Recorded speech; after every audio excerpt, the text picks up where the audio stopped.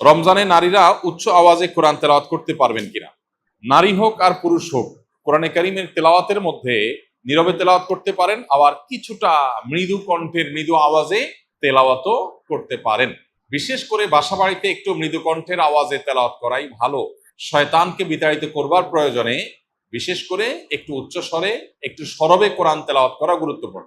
মেয়েদের কোরআন তেলাওয়াতের ক্ষেত্রে লক্ষ্য করতে হবে যে পরপুরুষের কানে যেন তেলাওয়াতের আওয়াজ না যায়, রাস্তায় বাসার বাইরে যেন না যায়, সেটা খেয়াল রাখতে হবে। বাসার ভিতরে যদি থাকে, পরপুরুষ বা গায়রে মাহরামের কানে যদি আওয়াজ যাওয়ার আশঙ্কা না থাকে, তাহলে কোনো অসুবিধা নেই।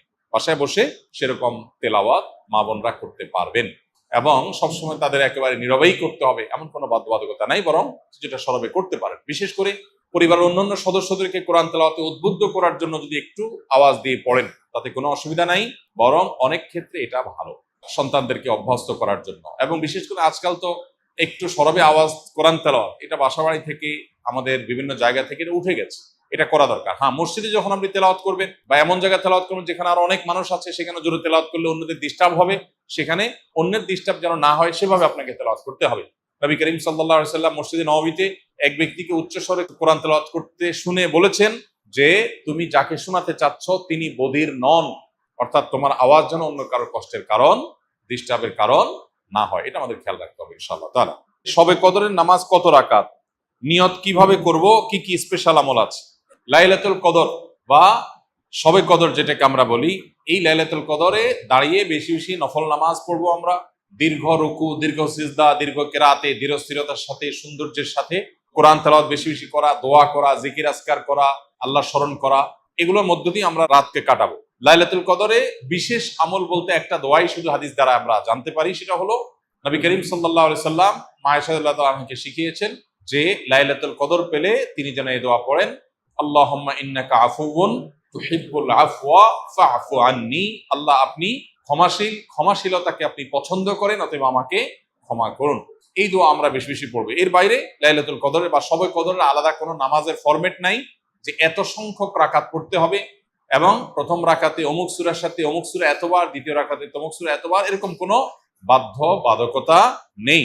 যে কোনো সূরা দিয়ে অন্য যে কোনো সাধারণ নামাজের মতো করে আমরা লাইলাতুল কদরে নামাজ পড়তে পারি।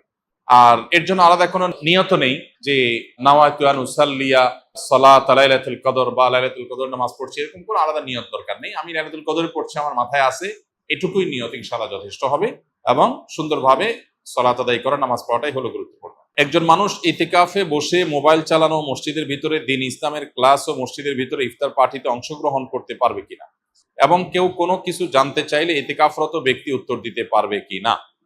উত্তর হলো যে ইতিকাফরত অবস্থায় একান্ত প্রয়োজনীয় কথা বলতে পারবে, কেউ কিছু জানতে চাইলেও সেটার উত্তর দিতে পারবে, কিন্তু মসজিদের মধ্যে মোবাইল টিপাটিপি, যেটা অহেতুক মোবাইল টিপাটিপি করা, সোশ্যাল মিডিয়া ব্রাউজ করে বেড়ানো, আপনার স্ক্রল করে বেড়ানো, এটা অবশ্যই ইতিকাফের যে উদ্দেশ্য সেটাকে ব্যাহত করে, ইতিকাফের যে প্রাণ সেটাকে নষ্ট করে।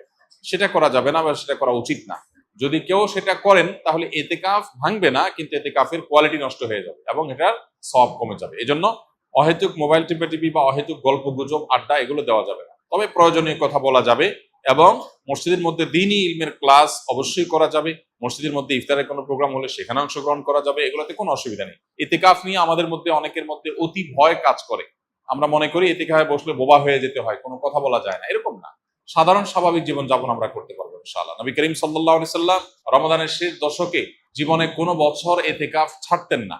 এক বছর তিনি শেষ দশকে ইতিকাফ রেখে ইতিকাফে বসে আবার বের হয়ে যেতে হয়েছে, ইতিকাফ ভেঙে ফেলতে হয়েছে একটা বিশেষ প্রয়োজনে। পরবর্তী বছর তিনি সেই 10 দিন এবং পরের বছরের 10 দিন সহ 20 দিন ইতিকাফ করেছিলেন। এর মানে হলো দ্বিতীয় হিজরিতে রমজানের রোজা ফরজ হওয়ার পর থেকে নিয়ে তার ওয়াফাত পর্যন্ত, দশম হিজরি পর্যন্ত, এই 8 বছর কোনো বছর তিনি ইতিকাফ ছাড়েননি। অথচ আমরা বেশিরভাগ মানুষের জীবনে এক বছরেও ইতিকাফ করা হয়নি। এটা দুর্ভাগ্যজনক বিষয়। যেটা নবীজি জীবনে কখনো ছাড়েননি, কোনো বছর ছাড়েননি, সেটা আমি জীবনে কোনো বছর করিনি। পরম শত্রুর সাথেও তো এরকম বৈপরীত্য হয় না, যেটা আমরা আমাদের নবীজি সাল্লাল্লাহু আলাইহি সাল্লামের সাথে আজ আমাদের কার্যত সেই বৈপরীত্য আমরা করে রেখে দিয়েছি। এজন্য ইতিকাফের দৃঢ় সংকল্প আমাদের করা উচিত। আল্লাহ আমাদের তৌফিক দান করুন। 2022 সালের ঘটনা, আমি অনার্স দ্বিতীয় বর্ষে পড়ি, তখন একটি ডিভোর্সি মেয়ের সাথে হারাম সম্পর্কে জড়িয়ে পড়ি।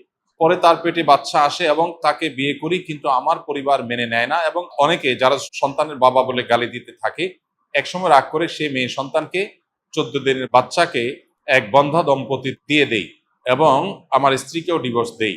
এই অতীতটা আমাকে কুড়ে কুড়ে খাচ্ছে। আমি মনে হয় ক্ষমা পাবো না, আখেরাতে আটকা পড়ে যাব। আমি বারবার ডিপ্রেশনে চলে যাই। যে ভাই এই প্রশ্ন করেছেন তাকে বলতে চাই যে হারাম সম্পর্কে জড়াবার ফলে যে বাচ্চা এসেছে, সন্দেহাতীতভাবে সেটা আপনাদের উভয়ের জঘন্যতম কবিরা গুনাহগুলোর মধ্য থেকে একটা। কিন্তু প্রথমত বাচ্চার কোনো দোষ নাই।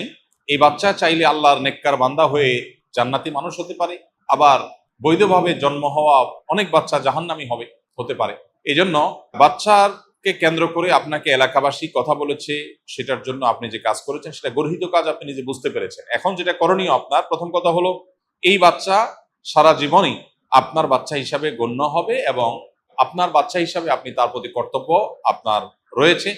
অতএব সেই বাচ্চাকে আপনি অন্যত্র দিয়ে দেওয়া এটা জুলুম। আপনি এটা রিকভার করার সুযোগ থাকলে রিকভার করবেন, তার টেক কেয়ার করা, তার প্রতি দায়িত্ব পালন করা করবেন। আর আপনার স্ত্রীকে আপনি যদি এমনভাবে ডিভোর্স দিয়ে থাকেন যে ডিভোর্সের পরে আবার, যদি আপনার ডিভোর্স দেওয়ার অধিকারই নাই, যদি আপনি বিয়ে না করে এই হারাম সম্পর্ক করে থাকেন, তাহলে ডিভোর্স এটা কার্যকর হয়নি। তাহলে আপনি এখন চাইলে তাকে বিবাহ করে নিতে পারেন এবং যে জেনা হয়েছে সে জেনার জন্য আল্লাহর কাছে আপনার তওবায়ে নাসুহা, সর্বোচ্চ লেভেলের তওবা আপনাকে করতে হবে। অতিরিক্ত ডিপ্রেশন শয়তান আমাদের মধ্যে সৃষ্টি করে, আমাদেরকে নিরাশ করে দেয়। আল্লাহ বলেছেন ওয়ালা ইয়াইআস মির রাউহিল্লাহি ইল্লাল কওমুল কাফিরুন, আল্লাহর রহমত থেকে কাফির ছাড়া আর কেউ নিরাশ হয় না। অতএব অতিরিক্ত নৈরাশ্য, আশাহত হয়ে যাওয়া, আল্লাহর রহমতের আশা একেবারে ছেড়ে দেওয়া, এটা কিন্তু কুফরি। অতএব এটা যেন না হয়। আমি যত গুনাহগারী হই না কেন, আল্লাহ তাআলা আমাকে ক্ষমা করতে পারেন। ক্ষমা করার ক্ষমতা আল্লাহর আছে এবং আল্লাহ ওয়াদা করেছেন আমি যদি অনুতপ্ত হই আর জীবনে কখনো জেনার ধারে কাছেও যাব না, আল্লাহ ইনশাআল্লাহ পূর্বের গুনাহ মাফ করবেন। আল্লাহর ওয়াদা রয়েছে। অতএব পরিপূর্ণ কায়মন বাক্যে তওবা করলে মাফ হবে। আপনি যদি মনে করেন যে না আমার গুনাহ কোনোভাবেই মাফ হবে না, তাহলে সেক্ষেত্রে আপনি আল্লাহর প্রতি কুধারণা করলেন, এটা বরং অনুচিত কাজ হবে। অতএব অতিরিক্ত ডিপ্রেশনে না গিয়ে আল্লাহর কাছে মাফ চাইতে হবে। আল্লাহ তাআলা আমাদেরকে আমলের তৌফিক দান করুন।